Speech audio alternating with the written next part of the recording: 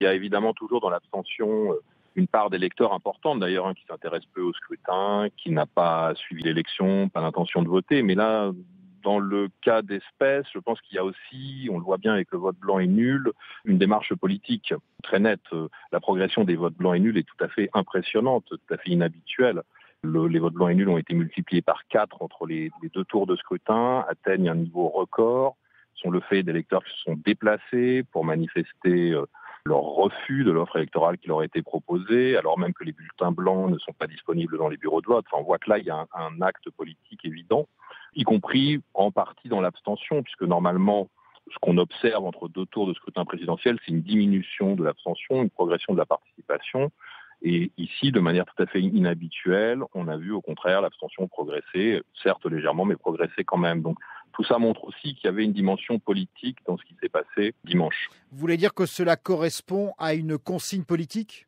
Pas forcément à une consigne politique, au fait qu'un certain nombre d'électeurs, par exemple des électeurs de François Fillon, mais aussi évidemment des électeurs de la France insoumise, ont préféré s'abstenir et plus encore voter blanc ou nul que de choisir Emmanuel Macron ou Marine Le Pen. Donc ont refusé de l'offre qui leur était proposée. L'abstention, c'est d'abord un phénomène sociologique. Il suffit de regarder la carte de la participation électorale de dimanche pour voir que ce sont toujours les mêmes villes, toujours les mêmes quartiers, toujours les mêmes bureaux de vote qui sont les plus abstentionnistes. Non seulement à cette présidentielle, mais au municipal de 2014, par exemple, etc. Ce sont les mêmes départements, ce sont les mêmes territoires qui se sont le plus abstenus. Donc, c'est-à-dire lesquels ? La dimension. Essentiellement, les villes les plus populaires, certaines villes du Nord, les villes de Seine-Saint-Denis, Aubervilliers, Stein, Saint-Denis, une ville comme Forbach dans l'est de la France, donc des villes qui sont marquées par la présence importante des catégories populaires, des ouvriers, des jeunes, de populations peu diplômées, dont on sait qu'elles sont traditionnellement moins politisées, moins intéressées par les élections que la moyenne.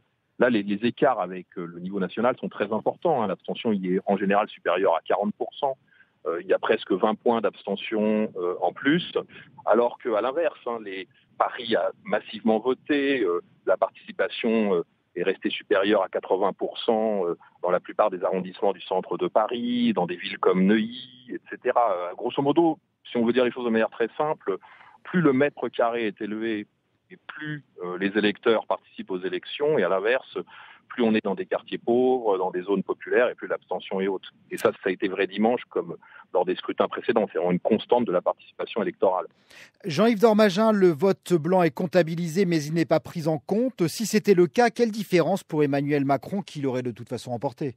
La différence, c'est que bien évidemment, en termes de vote exprimé, son score serait beaucoup plus faible. Et si on raisonnait en intégrant en plus les inscrits, on s'apercevrait bien évidemment que la base électorale d'Emmanuel Macron, même lors de ce second tour, même en ayant bénéficié de ce vote utile qui lui a permis d'avoir les 2/3 des suffrages, en réalité, évidemment, Emmanuel Macron représente moins d'électeurs que ça. En réalité, il y a presque la moitié des Français en âge et en droit de voter qui ne se sont pas déplacés dimanche. Parce qu'il faut aussi ne pas oublier qu'il existe 10% d'électeurs absents des listes électorales. Donc, si vous ajoutez les 10% d'électeurs qui ne sont pas sur les listes électorales aux électeurs qui ont choisi un bulletin blanc ou qui ont voté nul, c'est-à-dire plus de 10%, vous êtes à 20%, et vous rajoutez les 25% d'abstention, vous avez pratiquement la moitié de l'électorat qui en fait ne s'est pas prononcé dimanche. Et justement, est-ce que certains de ces électeurs sont susceptibles de voter aux législatives lorsque cette fois leurs familles politiques seront représentées ? Ceux qui ont voté blanc et nul, probablement. La partie des électeurs qui se sont abstenus pour des raisons politiques aussi peuvent effectivement redevenir des votants ou reproduire des suffrages exprimés lors des élections législatives.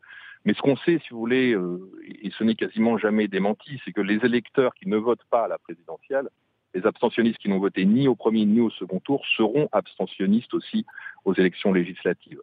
Et à l'inverse, évidemment, une part non négligeable des électeurs qui ont voté à la présidentielle ne voteront pas aux législatives. L'abstention sera plus haute aux législatives. Même s'il y a cette fois peut-être un véritable enjeu, puisque Emmanuel Macron n'est pas du tout sûr d'obtenir une majorité à l'Assemblée ? Même s'il y a un véritable enjeu, l'abstention sera plus haute aux législatives. Alors elle sera peut-être plus contenue qu'elle ne l'était lors des législatives de 2012, où je vous rappelle qu'elle avait atteint 44%, c'est-à-dire un chiffre vraiment extrêmement important.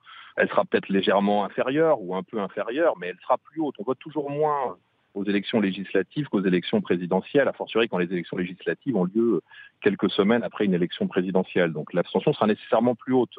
La question évidemment c'est de savoir si elle sera plutôt à 30%, à 35%, à 40%, à 45%. Vous voyez, ça change tout parce que dans ces cas-là, l'électorat n'est plus du tout le même.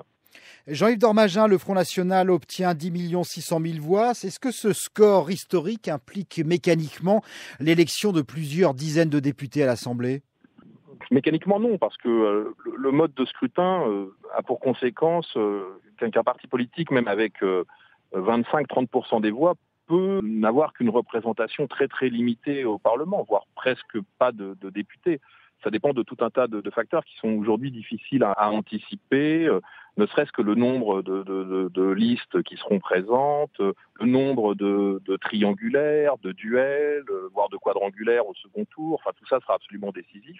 Et c'est très difficile aujourd'hui de faire des projections pour le Front National, d'ailleurs comme pour les autres partis.